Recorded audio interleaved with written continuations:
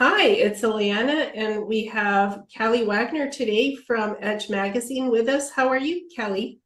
I'm doing fantastic. Thank you so much for having me on. Well, thank you for coming on the show. Absolutely. Gosh, we could talk about anything, couldn't we?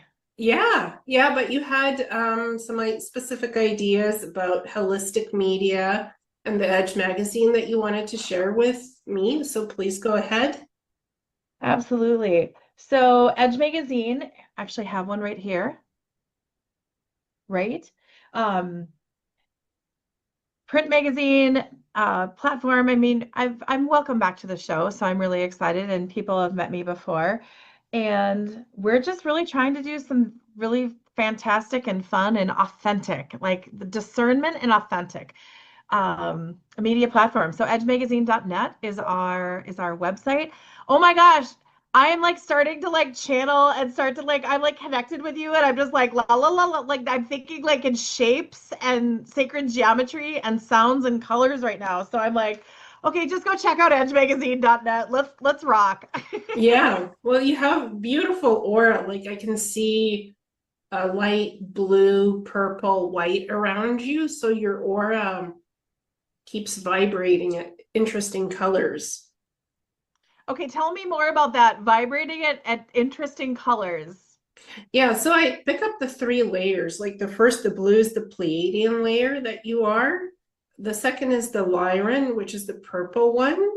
And it's kind of like a medium purple. It's not light and it's not like darker purple. It's like nice mid-tone purple, while the blue is light blue.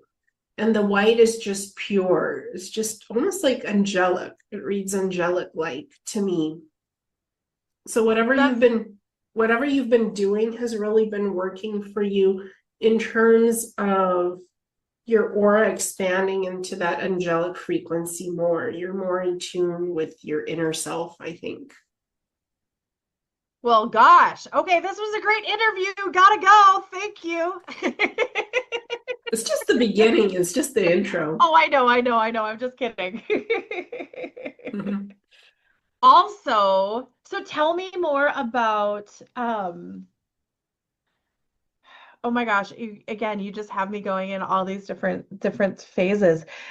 Something that I reached out when you and I reconnected is I interviewed Dr. Gail McLeod, who is an ambassador on all of these different planets, and she called me a hybrid, a hybrid soul, hybrid. Oh my gosh, I'm losing it. This is gonna be a terrible interview because I'm like, let's just do it Okay. telepathically. It'll be a lot more fun. Yeah, I remember when you reached out, and that's What do you how think about that? What do you like? I mean, are we all Stardust? Is it all just tell um, tell me more about that?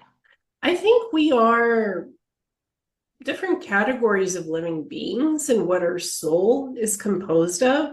Some of us are star seeds who have been born on many different planets and had many different experiences. The star seeds like to physically experience lifetimes on different planets. And some of them take on very hard missions and life purposes, like to save worlds, to clean up worlds, defend worlds. So star seeds have it like the hardest missions, I would think.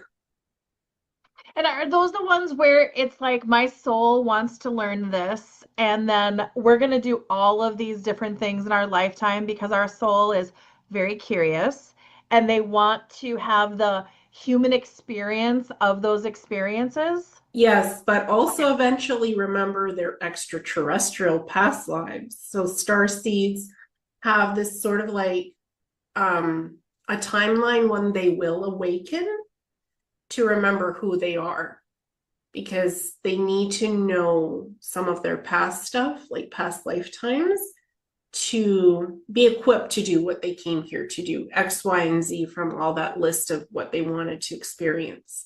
So connecting to that of the past lives just helps them ground on earth to be more connected to this reality and not feel like they're just visitors on this planet. Okay, but to do that, in a really safe way. I mean, because I could see like Jody down the street starts to dream or have what they think is like flashbacks on another planet. Like, how do you advise, or what's your experience with when someone is coming into that? I mean, does it start with dreams? Does it start with like deja vu? Is it all of the above? Like, what happens when people start to have those remembrance? It could start with You just got dream. excited. Your eyes just went like that, and you were just like, "Woo!" And I'm like, "Holy cow!" You're like shooting fireworks. Yeah, it could, well, for me, it started with deja vu, remembering memories of being a Pleiadian, Andromedan hybrid living on different planets. And just those memories coming back, the deja vu of familiarity. I'm like, yes, I was a blue being out in space, and like I was 15 feet tall, like blue being with white hair or blue hair or blue skin. I'm like, that's Pleiadian Andromedan. And the more I wanted to remember, the more I remembered. And some people experience it through dreams. And it feels so vivid. It's like they call it a past life. Most people like, oh yeah, that's a past life. I'm remembering something from a different life because I don't feel it's my current life. It's something totally different to what I understand, but I feel deeply soul connected to that frequency of what I'm experiencing in the dream or the deja vu.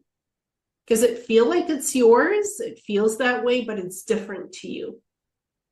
Well, especially if you're used to yourself in the human body and you're all of a sudden like, I have blue skin. Yes, I'm 15 feet tall. I have yes, white hair. It's like, oh my yes, gosh.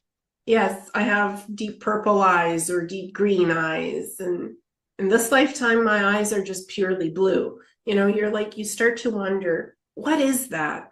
And then you want to take a deep dive into that memory, into that deja vu experience. And some people just think it's a dream, wonderful dream. They jot it down and they forget about it and come back years later to it and like, did I experience something interesting I want to explore?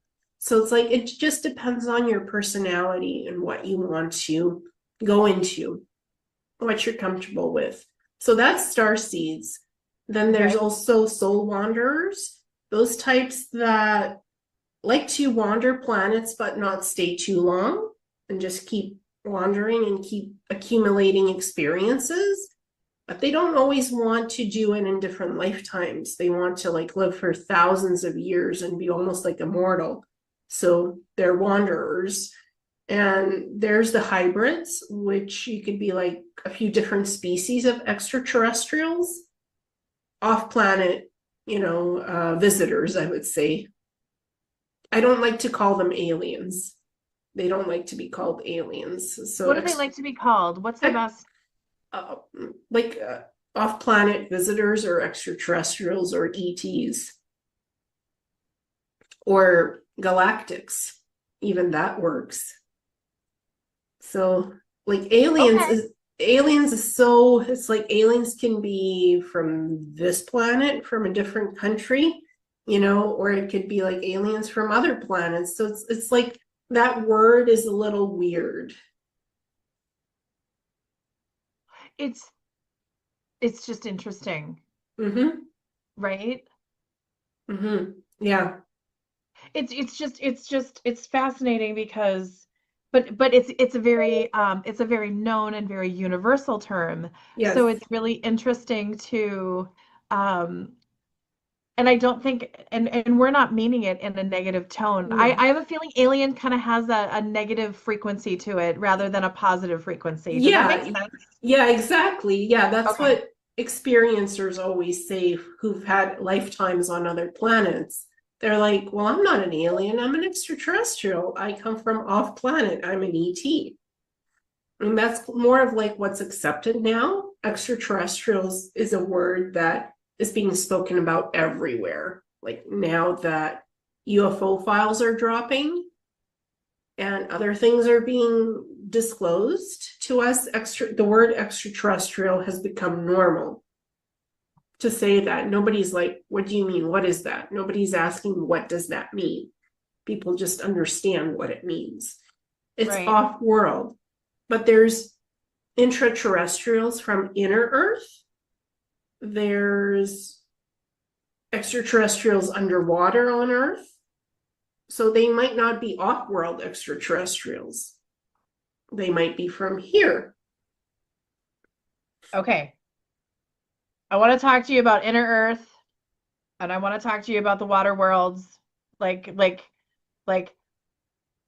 there's so much going on in this planet that we like are like the average Joe. They're like, I just go to work and I just get in my car and I order pizza and like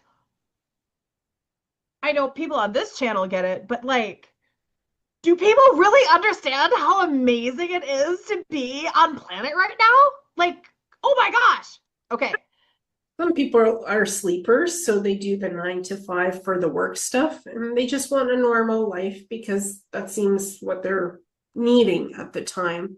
And a lot of people are awakening and they want beyond that normal. They want to know who they are as living beings. And I mean, underwater worlds like Atlantis, Lemuria, that was real. That is real. It exists. There were aquatic type beings living in Atlantis, plus humanoids living in Atlantis walking on the land. Lemurians were more energetic beings that came into create physical bodies on this planet to work with, I would say, the land and the water. Like it started in Hawaii. That was Lemuria, because Hawaii was one big continent and it split into islands when Atlantis fell. Okay. So parts of Lemuria separated. But those people, memories of being in Atlantis and Lemuria, those memories people are recalling more and more. And there's even aquatic bases under Catalina Island, like extraterrestrial bases underwater from ETs from off-world, different types, because they're monitoring what's going on this planet right now. It's interesting that you say that. I've been like working on my remote viewing and I'm like, oh, we just like I went to Catalina Island and I went down and it was like, oh, oh. And interesting, isn't Catalina Island in San Diego where the SEALs, the Navy SEALs, or am I mixed? I might be mixing that up. California, Catalina Right, Island, Catalina Island, isn't Catalina Island right off of San Diego?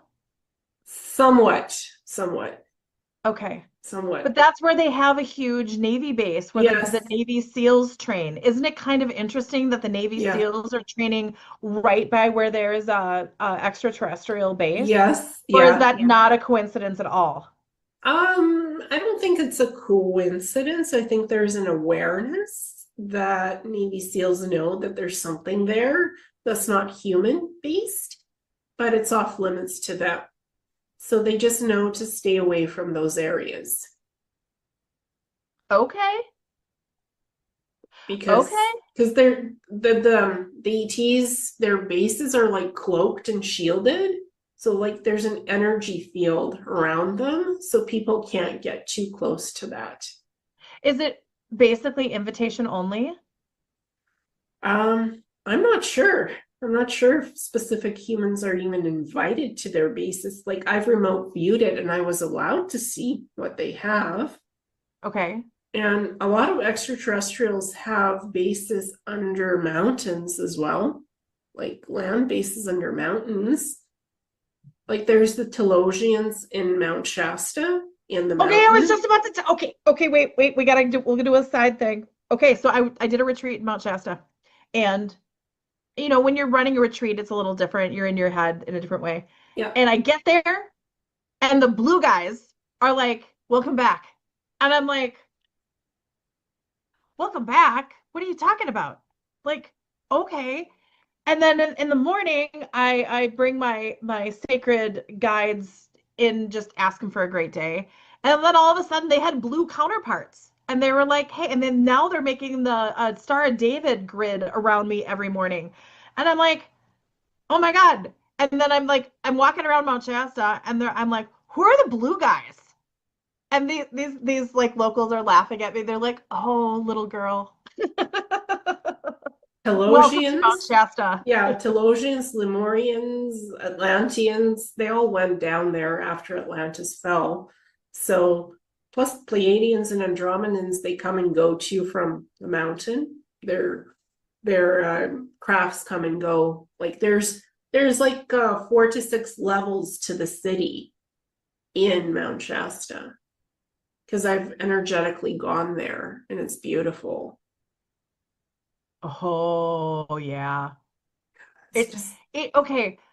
I felt the same energy in Mount Shasta that I do when I'm in Hawaii. mhm. What's the reason for that?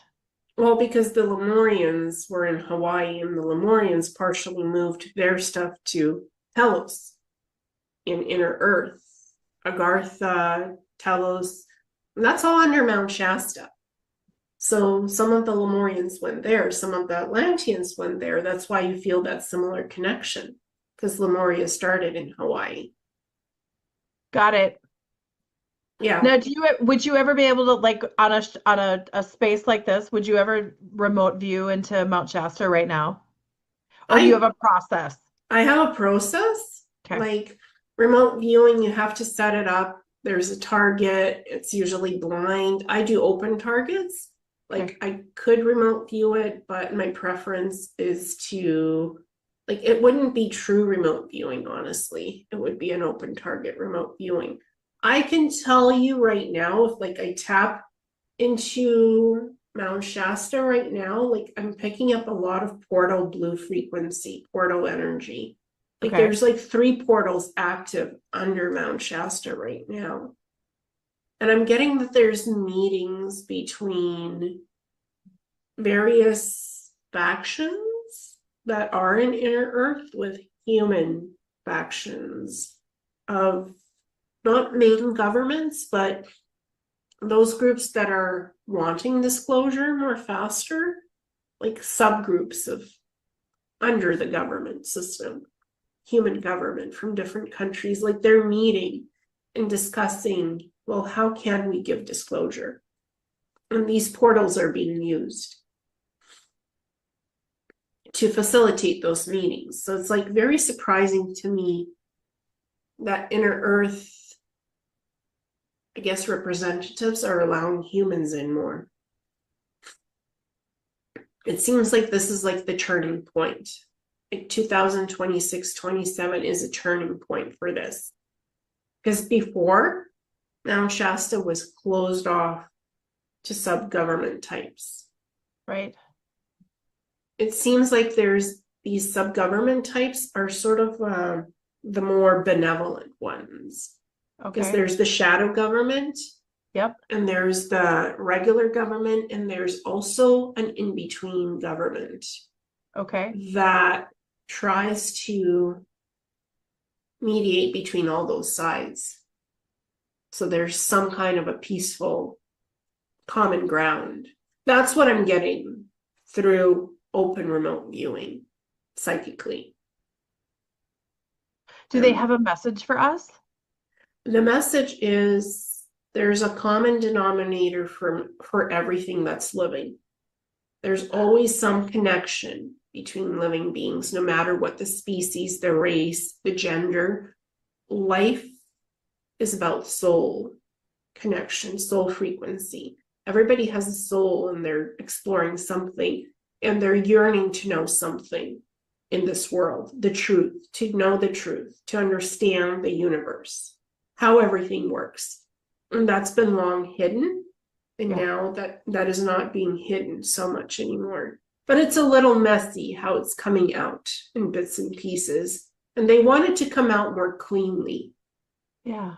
without all this hype in media, like clean, organic. And they want it peaceful without disruption to this planet. So that's the message I'm getting. That's a powerful message. Yeah, yeah. Disclosure needs to happen in a very peaceful, calm way and not be chaotic and messy. Because it can turn many different ways and they Oh want my it. gosh, it could go sideways Yeah, so yeah. quickly. Yeah. because I think people are thinking that there's going to be like a spaceship that's going to land in the White House and it's just going to be like, "Hi, we're here." And it's so different than that. What Yes. would you describe from your own personal experience, but then also the guidance that you receive here, there, and everywhere? How how would a peaceful, what is an optimal scenario for a peaceful and a fluid and like I just see like the waves and going with Yeah. the rhythm, the frequency. What would you think would be an optimal scenario for disclosure? Well, depends who it comes from. Do you mean the government, like the US government, or from people who are experiencers, diplomats, like from the government, it would be like this. Okay, other life exists out in the universe. We've had crashes, we've had different beings here, and for various military reasons, whatever, we couldn't disclose it before, but now we can. Everything is fine, everything is safe. You're not being invaded by anything or anyone. And start describing the different groups that have come here on Earth and what the technology is like. Yes, we do have 0 point energy. We're going to start implementing that, clean up the planet, clean up the waste, allow people to have 0 point so that they're not having to pay money to be connected to the grid. Like, start disclosing bits of it. All these beings have been here, have come here.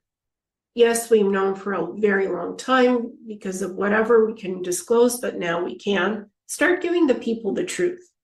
Let's just start there. And not just videos of UFOs in UFO files. Like, what are the beings? Who are they? Why are they here? What's the connection? The technology, 0 point, that there's other alternative sources to fuel, to gas, and that we don't actually have scarcity for food and water. That's an abundance. So disclose that to people. Start with those basics from the governments. And from the experiencers, don't be afraid to share your experiences, like Dr. Gail shared with you, that she's, met many different ETs in different environments, on planet and off planet. Like, hosting people like that and including them more in holistic media and not sidelining them. Right. And her mission is, and I'm not representing her and I'm not Mm-hmm. putting words in her mouth, but Yes. my perception of what her mission is to create a safe space for experiencers to share their stories and to share their interactions and know that you're not weird, you're not right, you're not wrong, but just a safe space to come in and just share. And I really respected her attempt or her constant attempt to do that. And that I love what you said about unfolding it in with normalcy and in safety, and that it's it's they're already here. We are already here. They are already like right? And I mean, how do you think you have this little device that you can right and the technology and the improvements and what and I love what you said about the abundance. There's no lack. That's just humans trying to control humans. Yes. I'm not going to go religious, but religion just feels so man-made and about control rather than being the divine spirits and beings that we are having a human experience. Yeah. I mean, religion has so many different connotations and connections to it. I just, I think spirituality is a better word, because when you're experiencing spirituality, you can experience different things. And religion puts labels and names on things, whereas spirituality allows you to have an experience without having to label something and give it frequency that's not pure or something like that. Because religion can give labels that are not good frequency matched. And so I don't subscribe to that. I'm like, you're allowed to experience what you want to experience on this world, and let yourself have it. Let yourself be in the experience, because that's how you learn, by Absolutely. experiencing everything that you want on whatever level you're ready for. It's interesting, and so when I work with clients on a one-on-one, and I have over the years attracted people that have, let's just say, experienced trauma. And my goal is to create a really safe space for someone to come in and just and open up. And I keep seeing the trend of these, and not everybody's ready to hear this, of their soul wanting to come in and have these experiences. And holding compassion for them and holding space for them. And I'll even joke sometimes, and I'm like, when you see those commercials on TV that looked like they were a really good idea on the drawing board, but when they actually executed it and you see it, you're like, oh, that could have been so good. Or a movie or a TV show. You're like, oh, I see what they're trying to do, but it didn't happen. And I'll joke to some clients and I'm like, so before you incarnated, you really liked this idea of this learning, but then you came down to earth and experienced, and it's just not what you thought it was going to be. Yeah, and navigating those experiences is like, that's more difficult than I expected, but I can persevere. And what are the positive ways that I can have this experience and not focusing on just the negative of 3D life? You can Yeah. choose to be the sleeper and have normal, or you can choose to be awake and experience. That's not easy either, but it's taking the higher road of exploration, in my opinion. And it's many human beings who have come to have this human experience are hybrids. They're not just one extraterrestrial type, they can be several different ones.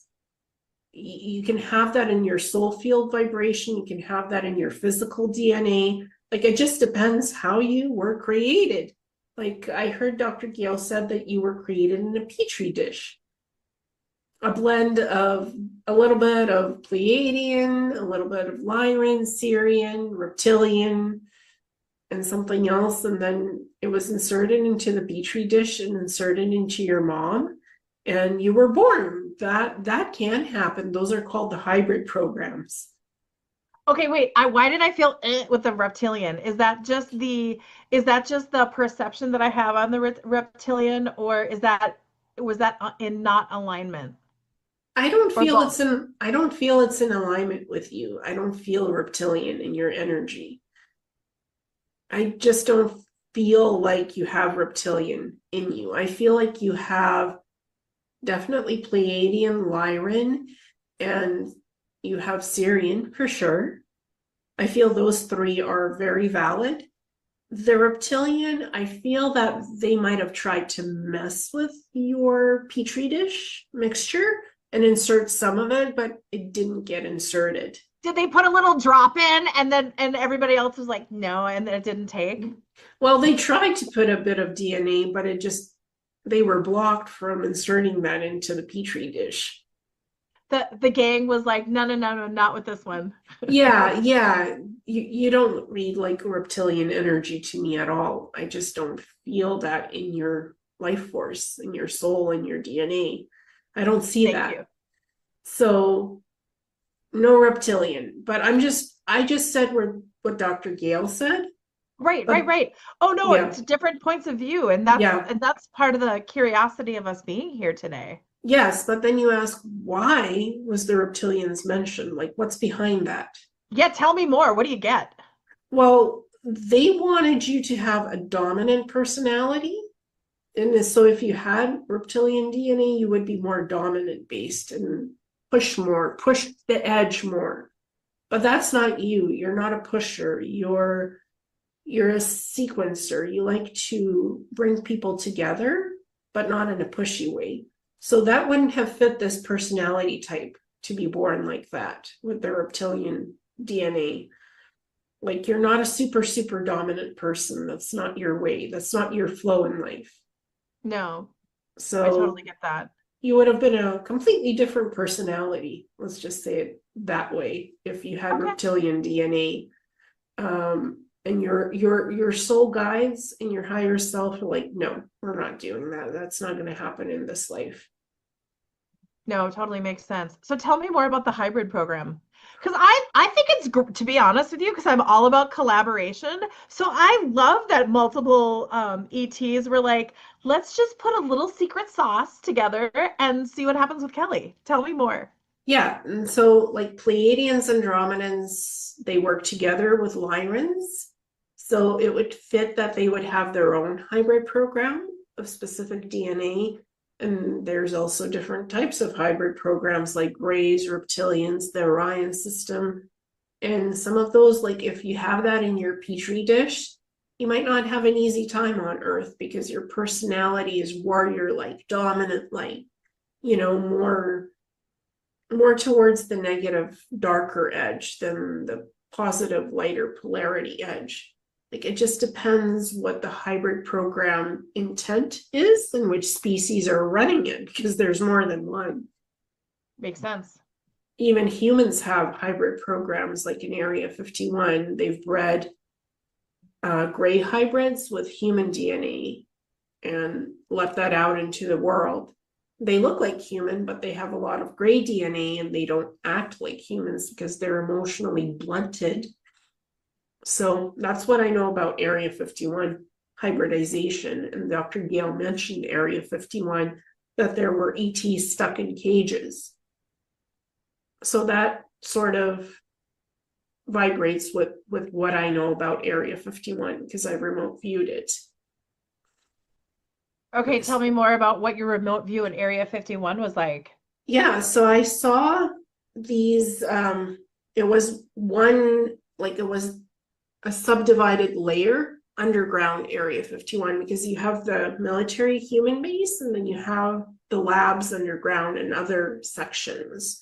There's like 52 levels to Area 51, and it's all underground. So I remember just these liquid chambers growing these taller bodies, like gray DNA inserted into human bodies. And then souls coming into that. And it's not the purest soul. It doesn't remember everything about itself. And then them being trained and let out into human life. And them being more psychic and telepathic than us. But they're not like typical humans. They don't feel as much as we do. They're emotionally stunted. But they're telepathically more developed than us. And this was like in the 1990s. It felt like 1990s to 2000 when this was happening, but I was remote viewing it in 2015. Got it. So that was strange to me. I didn't quite understand until 2020's, oh, that's a hybridization program. Somehow the humans got a hold of gray DNA and mixed it with human DNA and then trained them to be like human, to blend in with humans. That's the hybrid, that's the gray human hybrid program at Area 51. I don't see them doing that now. They don't have those liquid chambers where they mix human DNA with the gray DNA anymore. Okay. Why did they stop? They were exposed. I think that program was exposed and shut down because Ashiana Dean wrote a bunch of books like the Voyager series. I'm not sure if you're familiar with that. And she was writing how the gray hybrid program would infiltrate humanity and take us over. I think she was alluding to what was going on at Area 51, not just like pure grays coming from wherever they're coming from and they're like, not being able to reproduce and stuff. I think it was more than that. I think it was what the humans were doing with gray DNA and mixing that up in Area 51, one of those programs. So it was kind of like infiltrating humans with other DNA branches of not so positive ETs. Not all grays are bad either. Right. So there's different types of gray species. And some of them do procreate organically and they're not clones. So it's like just a hyped perception of what grays are. But the hybridization of gray DNA with humans was done and it didn't look like a good idea to me when I remote viewed it. It looked like a very mixed up experiment that never should have happened. And just bringing in unwilling souls into that kind of a body. It's like you're messed up, you're mixed up. The soul it's blunted. It's not a full base soul that willingly came in to have an experience, from what I understand. So that was weird to me. Right. So where would they find women that were willing to be in? Oh, wait, where did they find willing? But maybe did these women know that they were? That's what did you see me pivot? I was like, where Yeah. did they? Oh, they didn't know. They didn't know. They didn't know. No, they didn't know. It's like sometimes human women are born on this planet and they're just having their human experience, but their offspring comes in through the petri dish. They can be abducted when they're sleeping, the women, and that can be inserted, or it can be energetically implanted into the ovaries in the womb, immaculate conception. Seems like they may have, had relations with their husband or boyfriend, and energetically, the petri dish got inserted during that process because they can energetically insert that too. It doesn't have to be purely through abduction. Okay. Like how the soul energetically comes into the body before you're born. Well, some extraterrestrials can insert,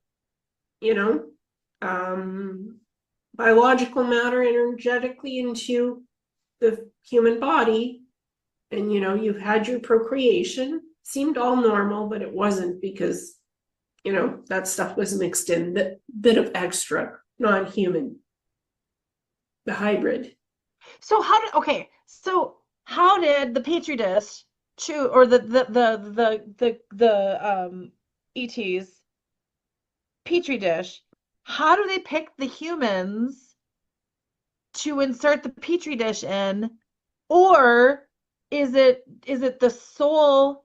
Whoa, sorry, like thinking telepathically now and in numbers and in codes. Yeah. How do they choose? How did the galactic ETs that all came together at the petri dish? How did they choose Jim and Kitty to insert me in? That's where I'm going with it. Sorry, that took about 10 minutes to ask you that question. That's okay. Well, Kitty has a good vibration. I feel Kitty had an artistic vibration and a peaceful love of the land. And Jim, Kitty, that's my dad's name. Yeah. Jim is a very practical, gregarious soul who has a teacher type personality. So they are both kind, loving people. A little strict sometimes. I feel like boundaries were given to you.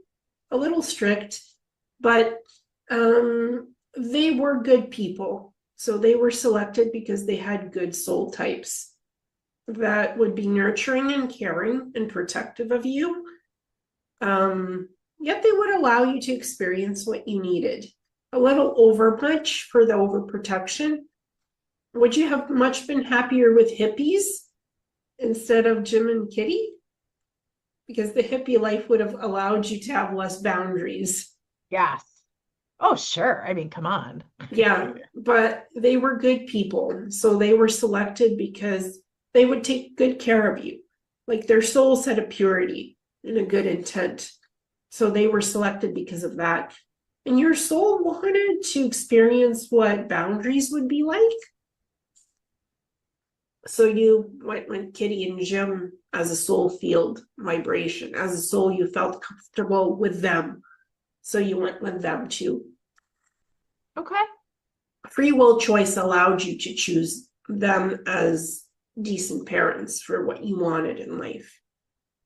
And did the ETs collaborate with my soul to pick those two, or was I given free choice, my soul given free choice to pick those two? You were given free choice to pick those two, Okay. but the ETs helped with the DNA insertion. Yeah, Okay. because you still wanted the qualities of Pleiadian, Lyran, and Syrian. You still wanted those qualities as a hybrid. So they helped with all three because you could have just been Pleiadian slash human, but you wanted the other two that is part of you. It's kind of like a fun secret sauce. Yeah, it's the perfect blend of what you want to be in this life. Well, and it's interesting when you think about it, is that I chose to be a female. I chose to be a Caucasian female. I chose to be living in the United States. I mean, there's so many other places that I could have been inserted. And so what was the choice to have the female experience versus the male experience? Because I know that I feel like they had to decide, or they, not they had to, but I feel like they like had a little meeting on Yeah. because I would have had a totally different experience as a male versus a Yes. female. Even though what's really interesting is I feel like I have a lot more male frequencies and tendencies.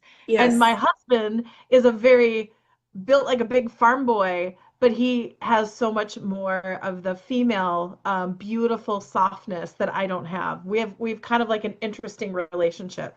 Okay, Well, I you went did. long on that one again.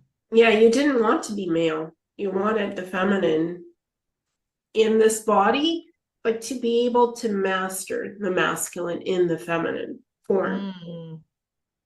You wanted the mastery of masculine and feminine, and you wanted your husband to be feminine, but to look masculine.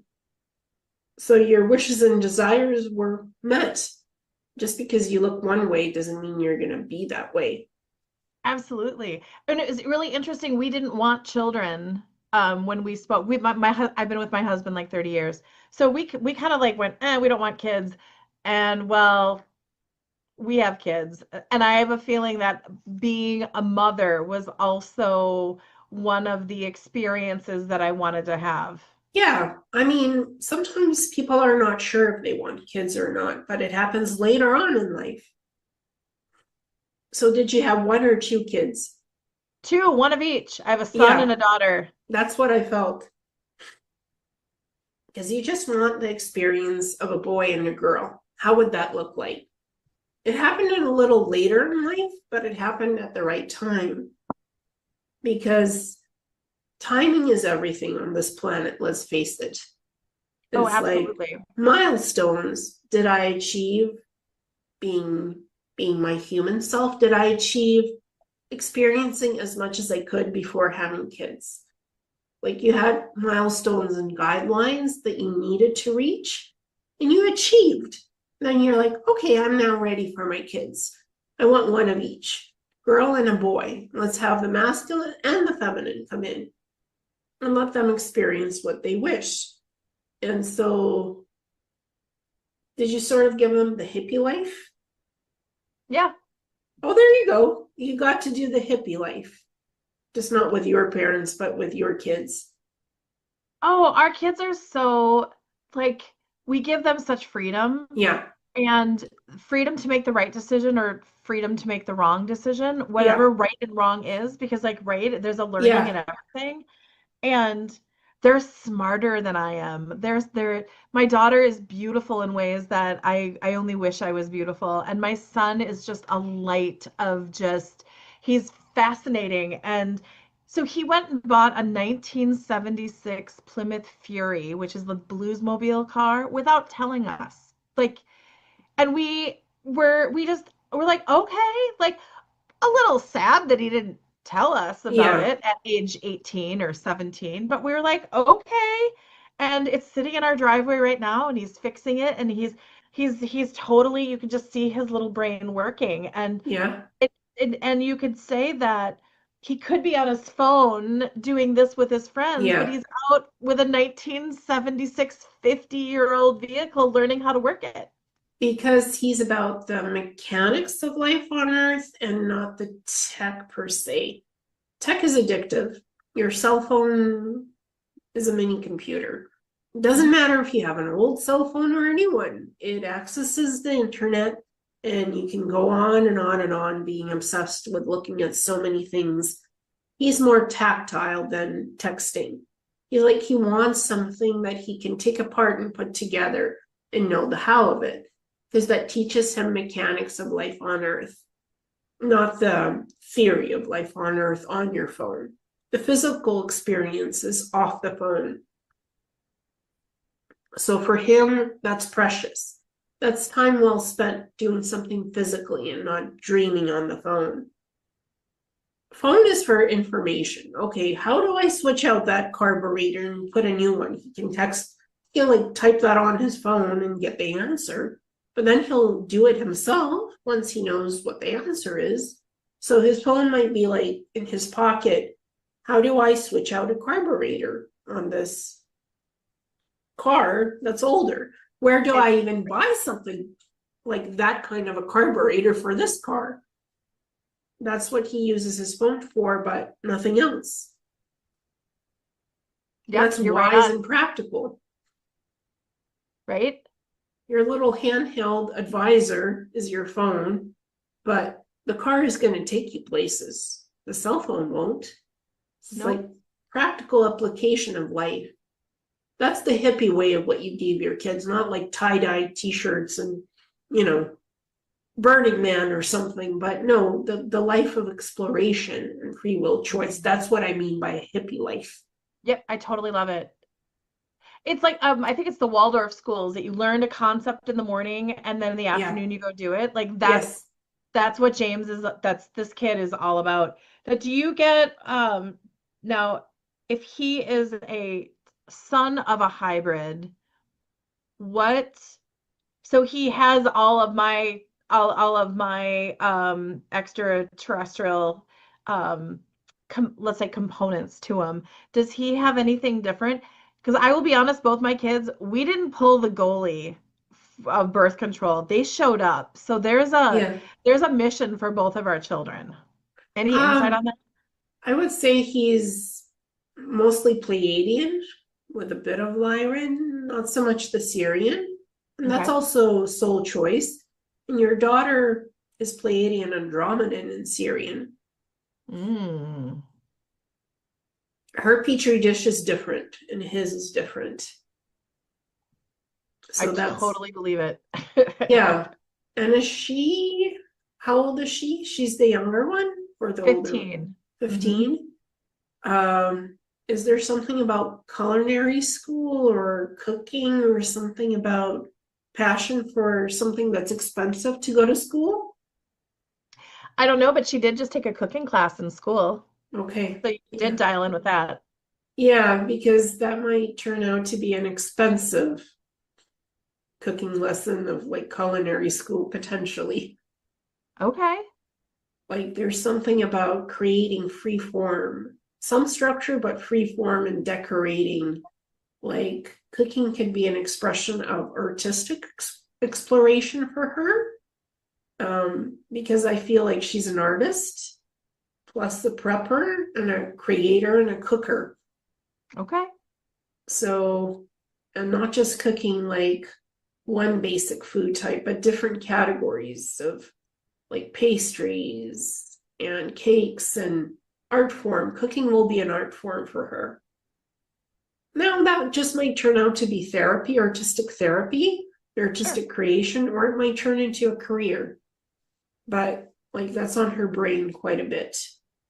Oh, well, I will, in total validation, my husband's an artist, so our children have an art room, and whatever modality they have clay, they have pencils, they have watercolor, they've always been able to just have all the tools to create. So it's her relaxing because like she's in high school. Just imagine Yeah, being 15-year-olds on the planet right now. It's the high school has thousands of kids in it. So she yeah. comes home and goes into her art room and either does painting with diamonds or crafting. I mean, yeah, you're right on. Well, her crafting might be just cake form and other food forms instead of what she's currently doing. So it might venture off to food. And that's in the nicest way possible. Oh yeah, that'd be Hmm. fantastic. Yeah. It might be a career, like I'm reading, it might be a 50% career path possibility Okay. because she can explore her art by decorating the food and showcasing the food and by passionately cooking the food and making it. So her soul can go into so many different areas of art foodie. That's fantastic. Oh yeah. Like, and I could totally see it. Like the land of the food art. That's just like what I'm seeing around her soul frequency right now. Oh gosh, yeah. Great. We all win, Yes. right? And she'll teach you how to cook too. Okay, that's cool. I'm happy. Okay, I had other things I've sketched down. Thank you for that little check-in with my beautiful little family. I so appreciate it. I actually having two kids was just like wow. It was this crazy adventure. So yeah, I'm so grateful for that. What okay, two things I wanted to ask and you let me know where you want to go with it. Sure. Clones and the is it the Artemis 2? The when they were on the dark side of the moon, I felt like they were like NASA like schooled them on the pictures that they were going to take because they were going to have some ET interaction and pictures, and I just want to know what you thought about that. Honestly, Artemis too, I feel like it's for show and tell. Because Yeah. it's for show and tell because we already have advanced crafts that the secret space programs have created humans off world. Okay. We've gone to the moon, we've gone to Mars, there's already colonies, there's already infrastructure developed. I've remote viewed that. I've had experiences as a secret space program experiencer on the moon, on Mars. So I feel Artemis 2 is like just for show. It's old tech being displayed to humans as current tech, but that's old. So they did the public show. We're going back to the moon. We made it off Earth. We've made off, we've totally come off of Earth, the solid foundation. We've gone to space again, check mark. It's been checked, but it's old technology. It's just for show and tell. Is it going to help with the disclosure? Um, Or was it just a motivation and just kind of a show, a video that was a show? yeah, show You're and showing tell. me like a movie set. It's like a movie set on and but you go Yeah, behind the movie set and it's just this. yeah. It's just fake glamour. There It we go. feels like fake glamour. They are using old technology and putting it as new technology. We have better rockets. We have better fuel sources. We're out there. We're back. But that's all it is. It's like false disclosure. That's what that feels like to me. I don't feel like they made ET contact. They didn't. They just circled the moon and went home. That's it doesn't feel like anything special happened. Did they see anything? They saw lights around the moon for sure, but they were told not to record the lights. So they're like, Right. oh, probably maybe some UFOs or something. We'll just call it swamp gas and call it a day, you know? Right. It's something, but we don't know. It's fuzzy images of something. It's same old, you know, people rotate. It's new astronauts, but the system is the old one. NASA's just a front. It's like we just have a bit better technology now, but we're not there yet because they're not building a new space station around the moon. Right. They're planning to build a base and beat the Chinese to the moon. But there's already bases on the moon, human bases and ET bases, same on Mars. So it's just a front. It's like, okay, we now have a base on the moon. Eventually you can come and explore, can go there eventually as workers on vacation. Like by 2030, there'll be a base on the moon. There is already bases on the moon. So it's kind of like gangplanks, like moving it forward to just make humans more comfortable with the concept of going off planet. And that's already been done. NASA is just kind of that front. And it was made into an intelligence agency as well. So it keeps secrets even more than what they used to before. And that's normal. It's like the more secrets you keep, the less disclosure will come from NASA about anything in regards to ETs, the moon, and whatever. It's just your nuts and bolts. The moon is not gray. It actually has some oxygen and some water. That's what they'll be telling us next. It's not just a barren rock. You can habitate there. It's easier to build bases than what we thought. I think that's what they'll disclose. That it's much easier than what they planned and thought. So, like, we can colonize the moon and build there. Because there's water, there's some oxygen. It's not barren, not completely barren. Got it.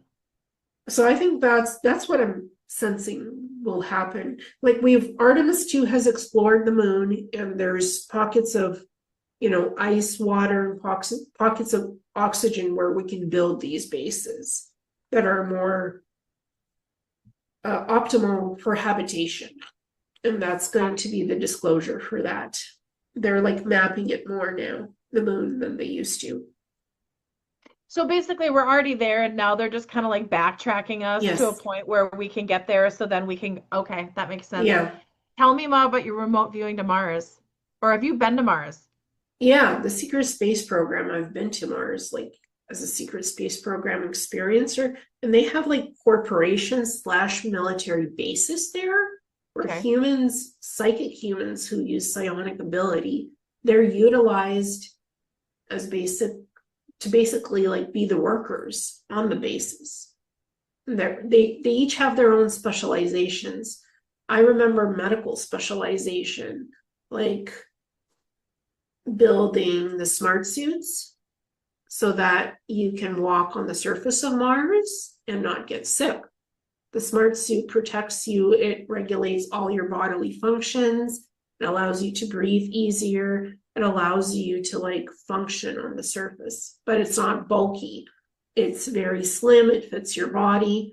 So it's like, also they were building holographic medical pods where any type of disease that you have is cured, so that you're at your optimal, your DNA and your soul frequency in your body at their optimal level. You go into this pod, you get healed, and you come out healthy and strong. And you're able to function and live on Mars, live, breathe, and walk on the surface without any cumbersome stuff on your face.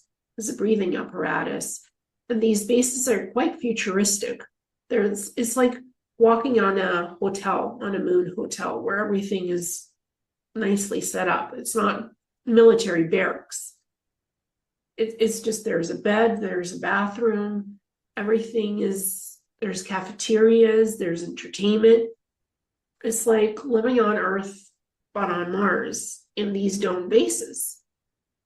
They have an atmosphere, they have hydroponic gardens, they have medical facilities, they have, living quarters, working quarters, quite advanced. It read to me like 2060, like being in 2060, that advanced as compared to what we have on Earth in the 2020s.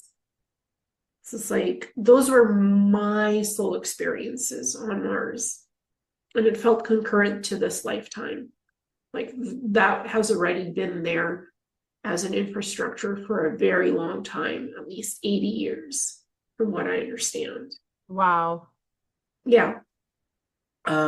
So that made me explore my experiences quite a bit. And then I had memories of being Pleiadian, Andromedan, being in the Andromeda galaxy, being blue. going on different council meetings and mediating peace between different extraterrestrials.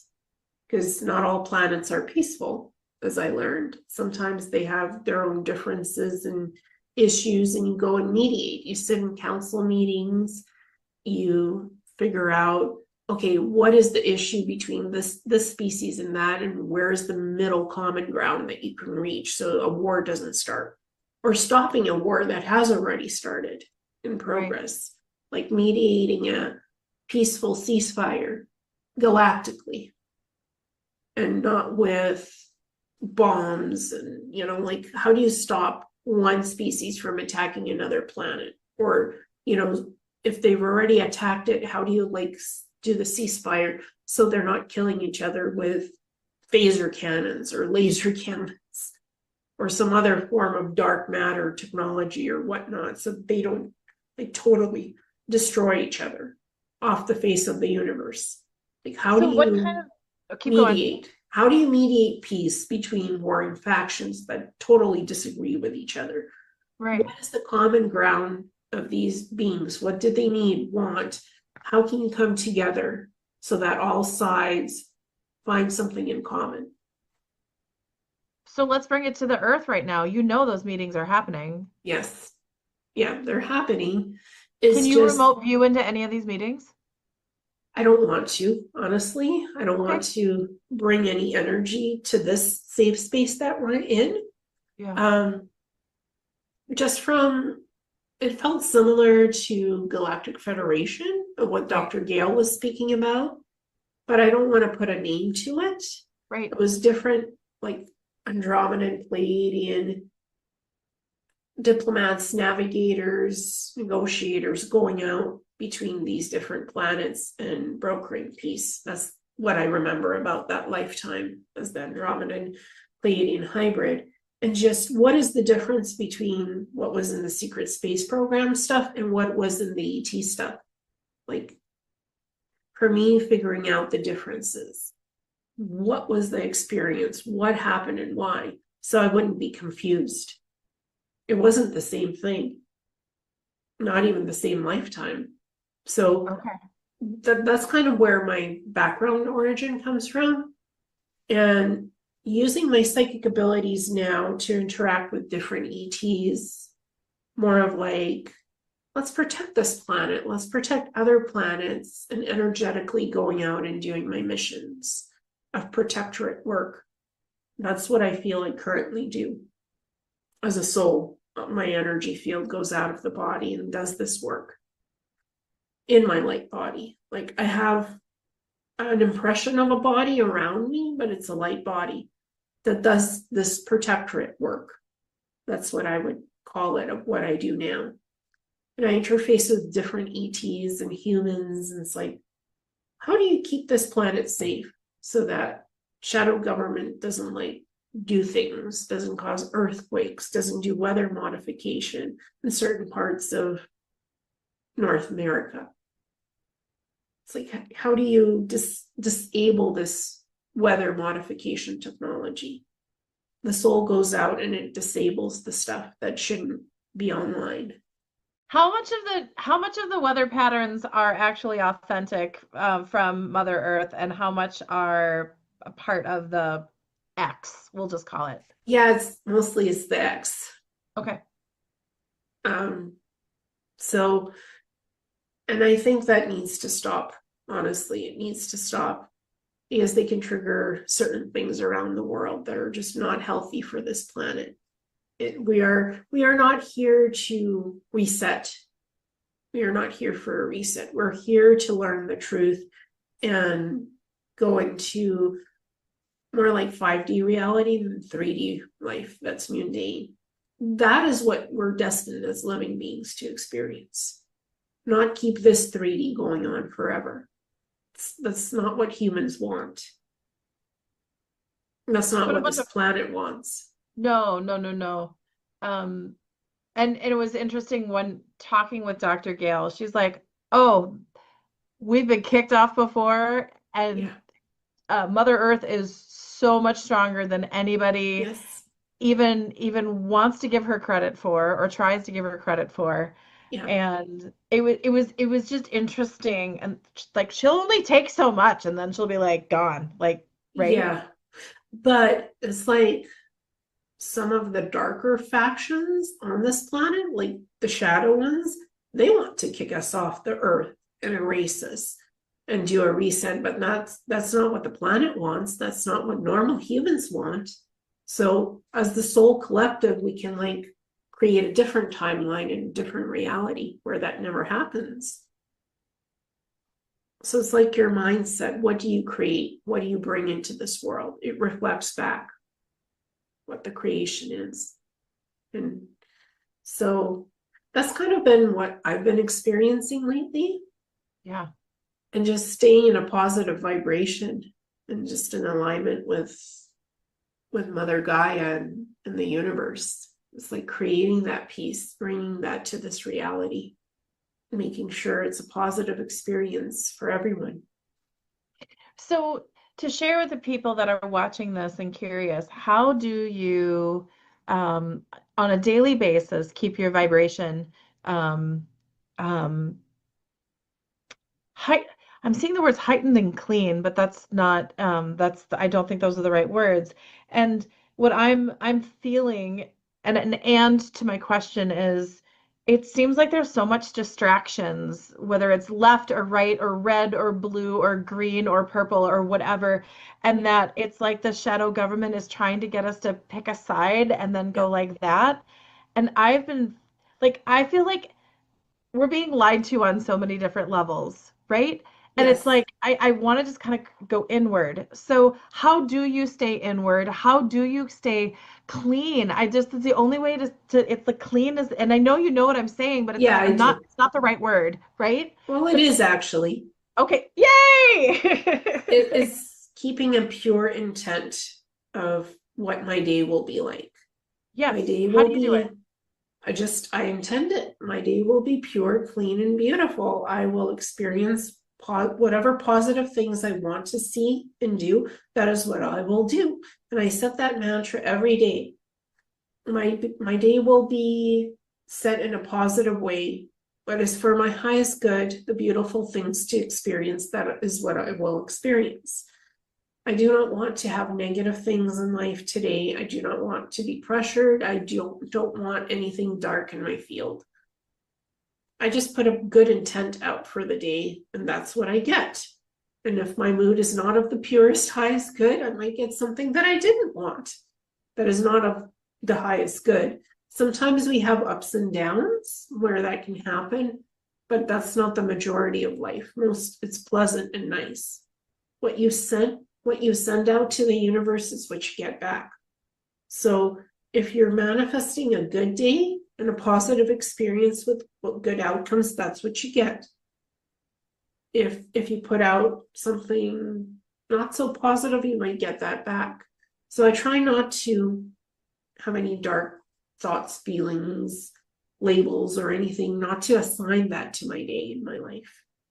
Then that doesn't come into my sphere of existence or reality. I love that.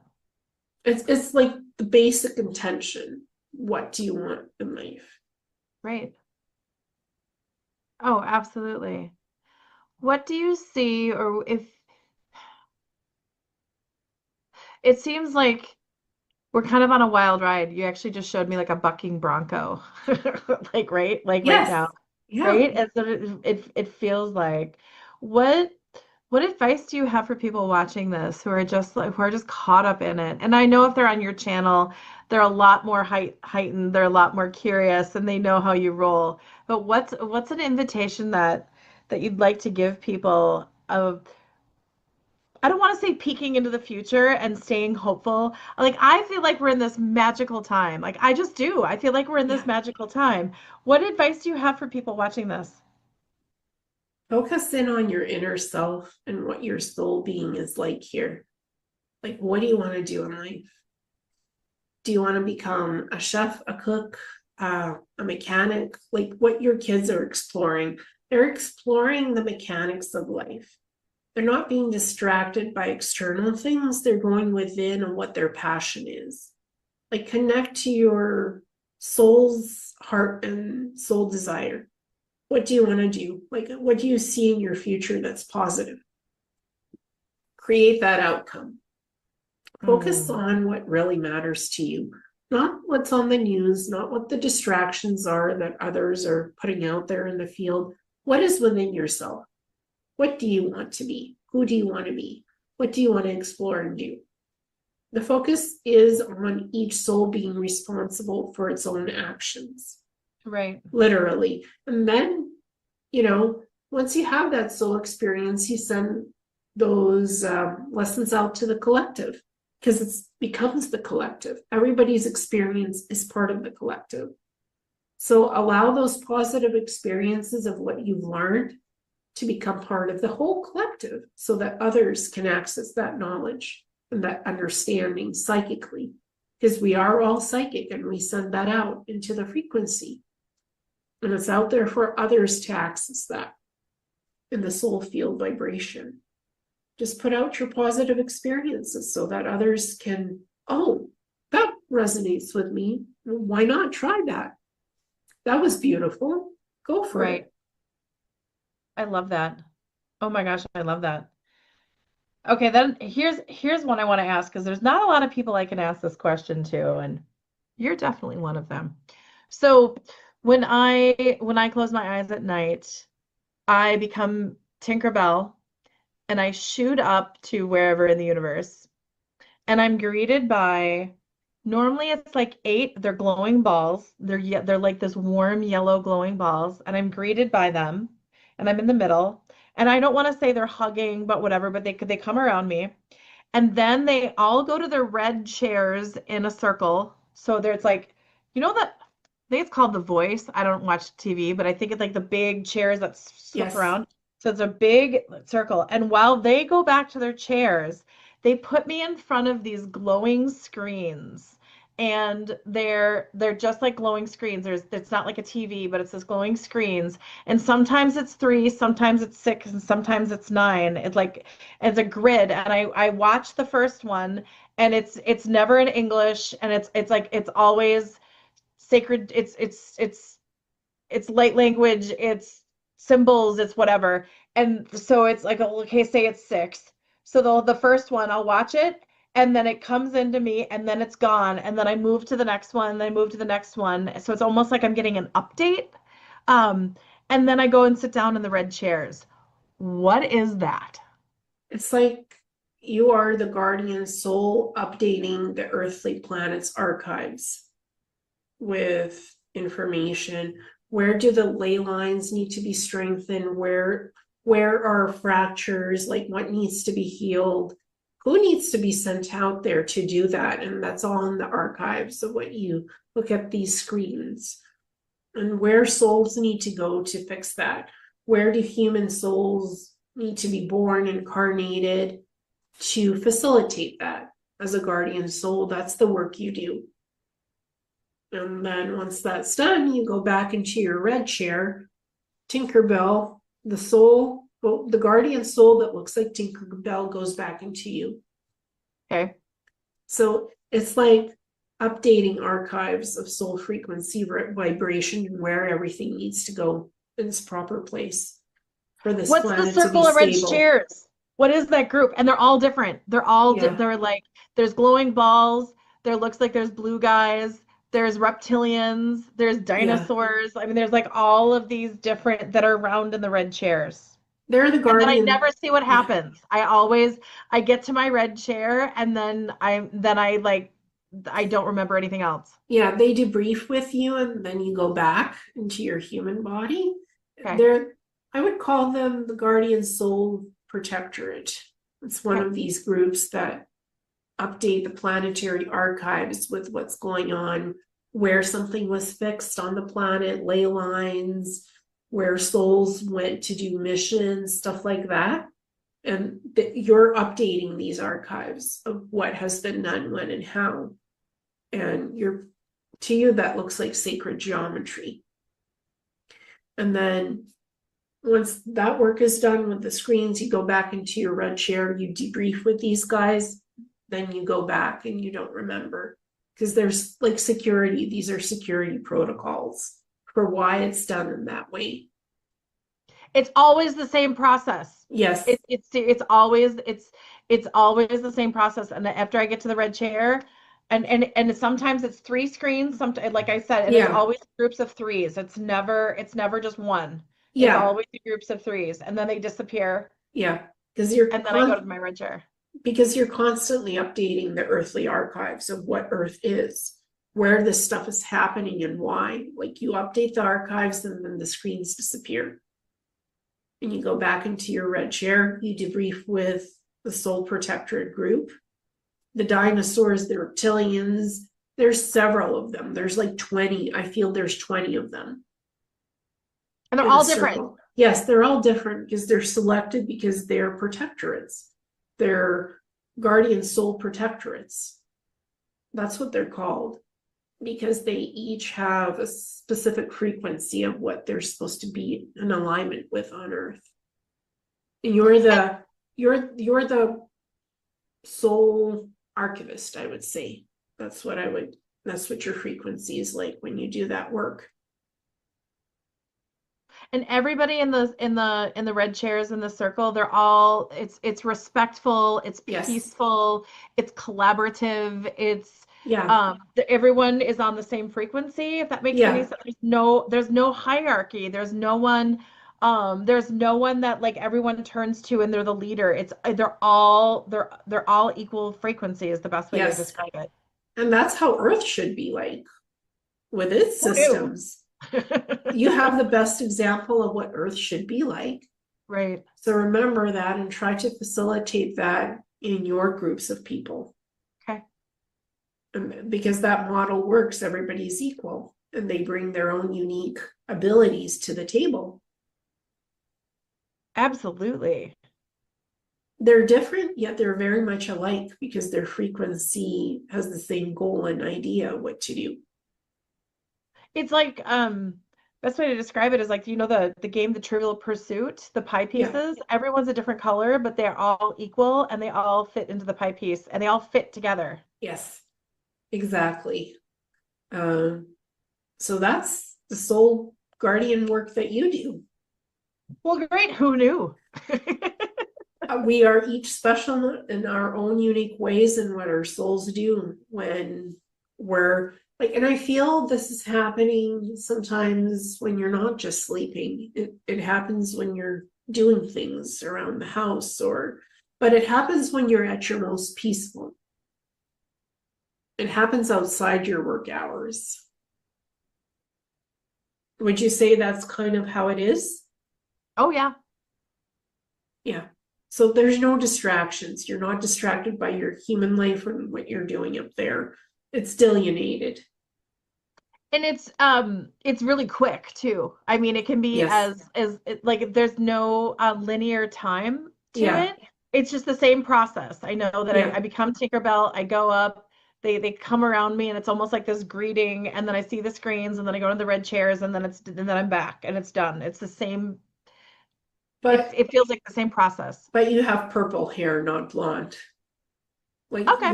your Tinkerbell feels like it has a darker purple, like a purple hair. Okay. What you've tried to achieve with your hair color is like a deeper purple up there. You like the sparkles? We just added the sparkles. Yeah. It's just a deeper purple. It's like purple, what you cannot accomplish with hair dye. Right. That's the Tinkerbell. It's not blonde. She's not No. blonde. She has purple hair, like naturally. And you're like, What color are man, my eyes? they're blue Do I even have purple. eyes? You have eyes, purple, deep blue and purple. That's what I thought. Yeah. It's hard to describe what the color is. So it's deep purple and blue. Like vermilion changes color. I don't know, the word vermilion came in. Great. So yeah, so it's kind of what you're trying to achieve with your physical look. You're trying to replicate that Tinkerbell physical expression in your hair. Like, who knew? I think you know this subconsciously. It's like it's just hard to replicate this color, this specific frequency of color, because that's her organic hair color. So it's like, how do you get that? How do you mix that artistically into physical human hair? But it looks very pretty. Well, rock on. Yep. Well, I can't thank you enough for today. This was lovely. We need to do this more often. Yeah. And you asked about clones. So Yes. Let's go for clones. I feel like some souls sometimes come in as clones and they have partial soul memories and stuff, or they're Okay. cloned in the programs, the hybrid programs. And clones can be walking around in the physical sense, but they're rare because each soul has the ability to choose how its function will be on this planet. So I think clones are rarer than they used to be because humans are refusing for their souls to be put into clones. And clones malfunction quite a bit in the hybrid programs because if you duplicate somebody's DNA too much, it starts to degrade. So it's like there's no need for clones these days. I don't feel like clones are needed. It's an old way of experiencing something. And sometimes different extraterrestrials will create clone body vessels to put a soul temporarily,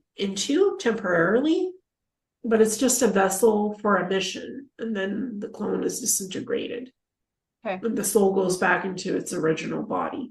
So sometimes clone vessels they're just placeholders temporarily for a soul to do something in them, but they're not constantly used or replicated. That's So kind of what do you think about when there's discussion that Trump's a clone and there's celebrities in Hollywood that are clones and then there's normal people that are clones. Like, what are your thoughts on that? honestly, I feel like some celebrities have been cloned in the past because the real one doesn't want to participate in that. So they sort of signed off on a clone. But I don't feel like Trump is a clone. That doesn't feel like I felt Joe Biden was a malfunctioning clone for sure. Yep, I totally agree with that. Trump doesn't have that frequency. His soul is And dominant. what do you get on his soul? He is dominant and he is here to stir things up. Chaos and light, both on both ends, stir up the chaos in order to accomplish something and get the deal done, get something done, because the old way doesn't work. Some of his ideas don't work too, but some do. So he's like the cosmic troublemaker, the chaotic force that really shifts things, some for the better, some not. But at least he has flipped reality so much that it's not the same Vanguard. It's not the same old stuff. He's flipped it so much that it gives you ideas of how things can be done differently. He's sort of that president that's like, well, I have the power and I can use it any way I want. How much can I push it? What can I accomplish that will show people that the same Vanguard, the same old won't work anymore? It's not the same old thing as what Joe Biden did and what others did. Let's just say he's very unique and he has light and dark soul polarities that clash with each other, but it's showing something different to the world that's never been shown before. He's supposed to do that. That's what his soul mission is. I totally get that. I totally believe, and you know what? That belief helps me stay centered and not go to the left or to the right because I'm like, I've heard that he's here to be a disruptor. So exactly what Yes. you said. Yeah, And disruptor. and that it's like he is the snow globe and he's just shaking it up. And then Yes. he's like, oh, okay. and then he's shaking it up again. Yeah. And we are blowing things up that we're, I mean, we're just blowing things up that we wouldn't have blown up without Yeah. him jumping in, just being like, here I am. Let's like, and Yeah. the curiosity with ego and to just, I'm gonna blow this up and see what happens. But I don't think that's what it is. I think there is a lot more calculated.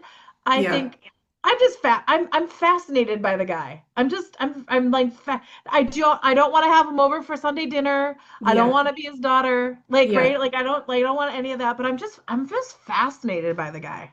He's a polarity of good and bad. It's a polarity of both to disrupt the current system of what is falling apart, and he's demolishing old systems. He's creating some weird things that don't make sense, but on some faculty of reality, on some level, something, even the weird stuff changes something somewhere. We might not see what that is, but it all has a purpose for a reason. Like him or not, and I don't like him or dislike him. He's just a huge disruptor to the old system. Right. And he's different than what used to come before him. And it's the Right. unique differences that can change the world, literally, with different perspective, with something that's unique that you bring, with creativity. Let's just say people don't think he is smart and creative, but his soul aspect has a smart creativity to it. And that's why he's doing what he's doing, knowingly or unknowingly. Sometimes he just does weird things without understanding why, but Right. it changes reality in one way or another. Some things are meant to be, and he was meant to do the disruption and shake things up to such a degree where it wakes people up. Huh, I had no idea this was happening, but this could be a reality. Okay, I don't like this type of a president, not next time. But he is changing the world, literally. And thus, people must understand that change comes sometimes from the most unexpected places or people. But their soul is here to do the work, and the soul does the work. So I don't feel like he's a clone. No, He's just a guy, an older dude, doing what he's supposed to be doing and okay. having a party while he's doing it. He's definitely having a party while he's doing it. Yes, yeah, he has a flamboyant aspect. Redo the ballroom, redo this. This is old. Out with the old, in with the new, whether the new is good or bad, but at least I showed a presence in life. Yeah. I showed something to the world that nobody else dares to do. It's like setting a benchmark to try things and see what happens. Because you Right. can paint chaotically and get something interesting out of it. Absolutely. Well, and I also go into there's been all of these assassination attempts, Yeah, and I mean there's so many ways that he could have been killed by now, and yet he's still around. So I'm just like, okay, well, he's got to keep doing what he's supposed to be doing. I mean, it feels like a soul mission. It doesn't feel like it's I'm sure there's politics involved. I'm sure yeah, there's money involved. I mean, I'm sure there's layers to it, but yeah. I truly believe like he's on a mission. He is. Like, nobody tried to assassinate, malfunction, and clone Joe Biden. It was a failing clone that kept being replaced with the soul being unhappy in the clone, part of the little soul being very unhappy in that clone. But nobody tried to take him out because he was just shuffling along, doing the thing and not doing much, just being a prop in the chair. Whereas Trump is not shuffling, well, he is shuffling along a little bit, but he's doing his thing. It's like, it doesn't read like a clone to me. Right. Yeah, Barack Obama felt like a goat ET of some sort, like a goat being, you know, with horns, like phase shape shifting into a human. So he felt not human, Barack Obama. The ET Obama and the human Obama is like, keep the face human, but I can still be what I am without showing the world my reality. Right. Like a horned, kind of a goat type ET. It's the weirdest thing I've ever seen, and yet it's not so weird. It's like certain extraterrestrials can shapeshift or project an outer human layer that's not human, you know? It's like psychically show you something, like projecting a human when they're not. But I feel like he's a shapeshifter, some kind of a horned goat type of an ET. Goat is the best I can say, Yeah. with hooves, like 2 feet that are hooves. Hmm. So that was interesting. Yes, Um, I would say that's very interesting. Free will choice allows you to make a choice in what your reality is. That's beautiful. Hmm. More people need to remember that. Yeah, yeah, exactly. And I think this was a beautiful connection. And I thank you for being on the show today. Thank you for having me. I really appreciate it. We'll have to do it again sooner than later. Yes, blessings.